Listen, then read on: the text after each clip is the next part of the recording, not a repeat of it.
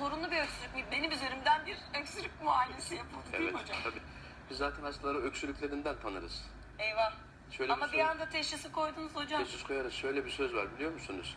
Aşığı gözleri astımlığı öksürüğü ele verir diye. Aşığı gözleri, astımlığı, öksürüğü. Yani biz daha, Düşünün beni bu aralar öksürük ele veriyor. evet.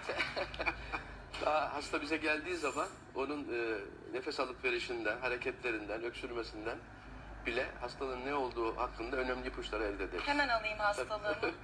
Siz AVM'lerde geziyorsunuz.